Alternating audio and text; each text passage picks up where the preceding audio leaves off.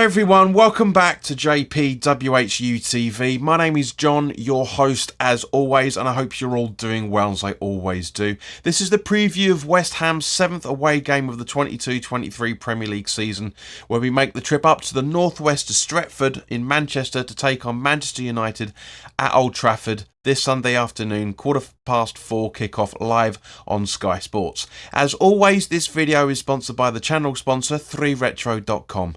Please click the link in the description below that will take you directly through to the West Ham section of their website, where you can purchase some really nice retro gear, guys. And as you can see from the icon that's up here, there's also Admiral and Umbro, Claret and Blue, track jackets, polo shirts, sweatshirts and t-shirts, so go check those out. Any purchases you make through the link in the description below, it's a little bit random that they don't have any Man United stuff in there, but I guess they just look after their own.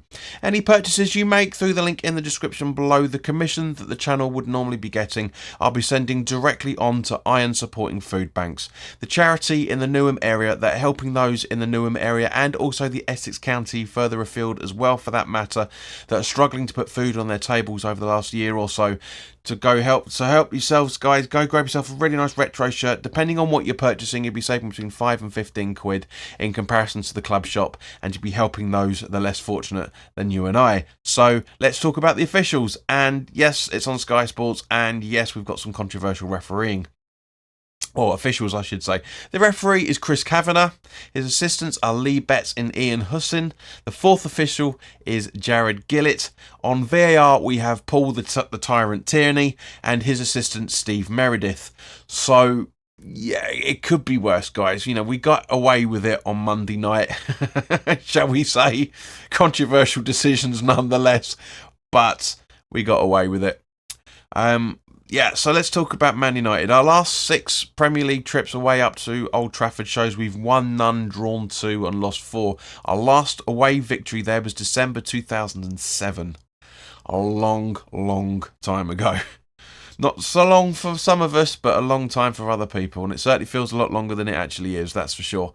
David Moyes' Premier League history as the away manager at Old Trafford, because as we know he was Man United manager for, 8 months? Shows that he's won none, drawn 4 and lost 12. Of course, most of that's going to be with Sunderland and Everton. But yeah, it's not looking good from that point of view. United are 6th in the Premier League table at the time of this recording after 11 games, winning 6, drawing 2 and losing 3. Scoring 16 goals and conceding 16 goals as well, for that matter. So they're on 20 points with a game in hand.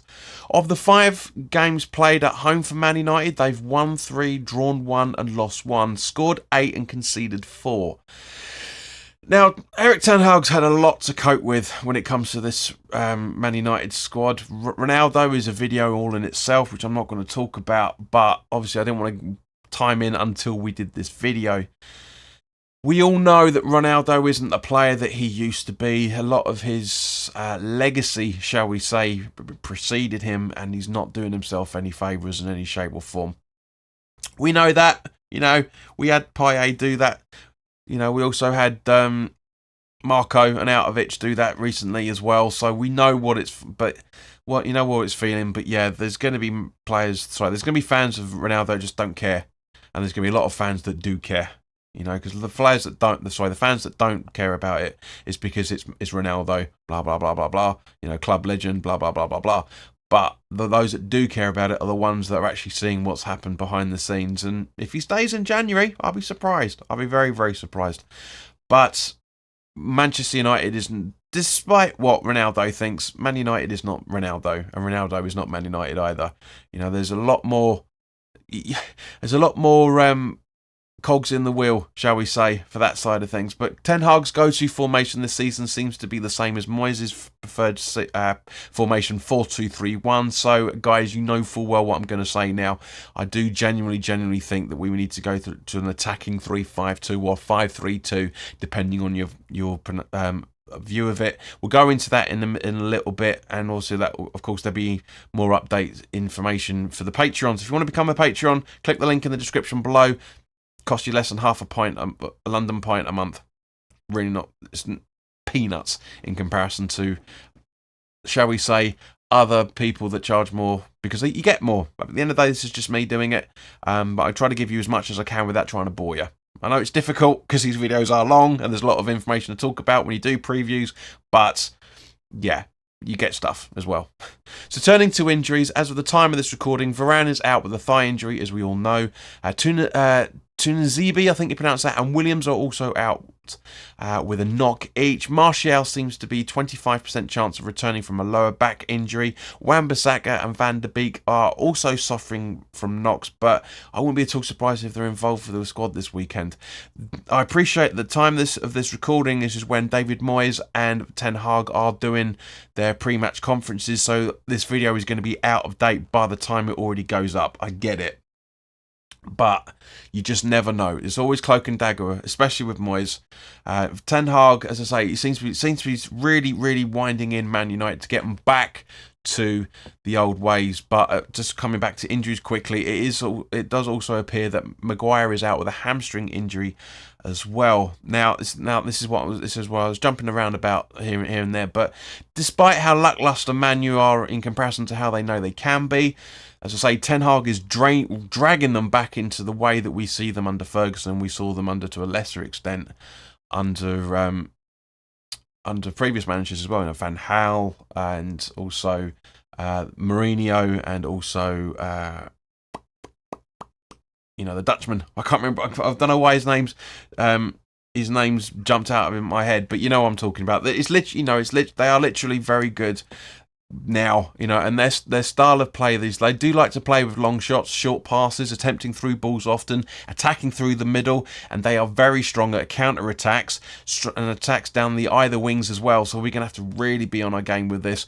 Coming back from losing positions and protecting the lead as well, they were very, very good at. But their weaknesses are avoiding the offside the offside trap a lot, stopping opponents from creating chances, defending long shots and set pieces, and are very weak at avoiding fouls and dangerous areas. So, to be fair, and to give them credit, and also to be maybe slightly disrespectful at the same time, they're not really doing that much different in their games than any other Premier League side, and that's a good thing, because you want to see opponents, and your own side, of course, going out to win the game. Why would you not? The highest goal scorer at home so far this season is Marcus Rashford with 3 goals from 4 appearances, and the highest joint assisters are Elanga, Martial, Fernandes, Eriksen, Sancho, and also Marcus Rashford, all with an assist each. So players to look out for, other than who we've just mentioned, as I say, Ronaldo is more than likely going to be in the starting 11. Anthony, De Gea's a tricky goalkeeper, not as much as he used to be, but he's still a very, very formidable goalkeeper to get past. Who else are we talking about? As I say, guys, again, it's another video on its own, so I'm going to try and keep this as short as possible. I appreciate I'm waffling already. So, as mentioned earlier, guys, let's go over now to the Patreon analysis of the Man United away side, who I think is going to play, and what we need to do to keep them at bay. Okay, so turning to West Ham, guys, as I mentioned on the Monday night full-time thoughts, it was a very first-gear performance against Bournemouth with some controversial decisions and moments, shall we say, which I know has been the debate for a lot of us over the last week or so. As it usually is when you've got people like Mike Dean involved and there's handballs and nobody seems to know what the handball thing is. As I was talking to Gatesy over on Forged from Irons Tuesday night, he was quoting the International Football Association Board's definitions of what handball is, and it still mentions about an unnatural body position. Although, albeit now it's making the body larger, unnaturally larger or bigger, to quote it properly word for word, but it's still ridiculous. And last night was no exception to that as well, because if you watch the post-match interviews that all the guys did, it was great to hear Gued's comments, but Antonio intimated that in his post-match interview that he was invited to go down by the silk ball keeper. We should have had more last night. We really should have done. I watched the game back after I did my full-time thoughts. I watched the highlights, and yeah, Connor Coventry was just brilliant. I forgot to mention that. It was just superb from him. Very, very good performance from him. Very good attempts at goal. Benrahma could have had a chance as well, but we're not on target. We'll keep saying it every single bloody game. We're not on target. And that has to improve. And Moyes is saying the same thing as well. But looking at injuries, it seems that Bowen has a slight ankle injury and has a 50% chance of returning to this fixture. But my instincts are saying, other than if Moyes says anything different by the time this gets loaded up on YouTube, I don't think he's going to be a doubt for Sunday. I really don't. But we'll have to wait and see. Paqueta is still out, as are Dawson and Cornet. I can't see Ugued returning to the side. So, guys, this is the starting 11 that, again, I'm not saying Moyes is going to put out in any shape or form. I don't try and predict him. I'd say the starting 11 that I'd like him to put out, which are, two totally different things, but this is what I'm thinking. Areola in goal, with a back three of Kehrer, Zuma and Creswell. Soufal and Emerson as the wing backs, with Rice, Downs and Benrahma in midfield, supporting Bowen and Scamacca up front. So thank you very much for your time, guys. As always, like, share and subscribe, and put your comments in the comments section below. Let me know what your thoughts. I don't class this as a free ride that I know a lot of people will do. Yes, okay, Man United can and will probably outclass us, but at the same point, I do think we can give them hell. If we absolutely go up to second gear or possibly third, because we've only really been floating around the first or second gears over the last few games. Obviously went up to third gear against Liverpool and gave a good count of ourselves on that second half. But we need to sustain that up at Old Trafford. We really, really do. But you never know. I mean, if we play well and lose, I'll be happy. If we get a point, I'll be absolutely ecstatic. And more than likely, because this is the last game of the weekend, more than likely this is going to be a really, really tough fight to try and sustain ourselves in the top 10. You never know. Well, we'll talk about that during the watch along. We'll be live from 4 o'clock, because nobody seems to want to join the channel for half an hour beforehand, and I'm sitting there waffling with hardly anybody watching, to be fair. So if you want to watch the watch along on Sunday, click your notification bell. If you've already subscribed, if you haven't already done so, please do subscribe, but click your notification bell and make sure you're setting it to all, so you know when everything's about to go live. But in the meantime, guys, thank you very, very much for your time. Enjoy the rest of your weekend and your Friday, and I will see you very, very soon. All the best now. Take care.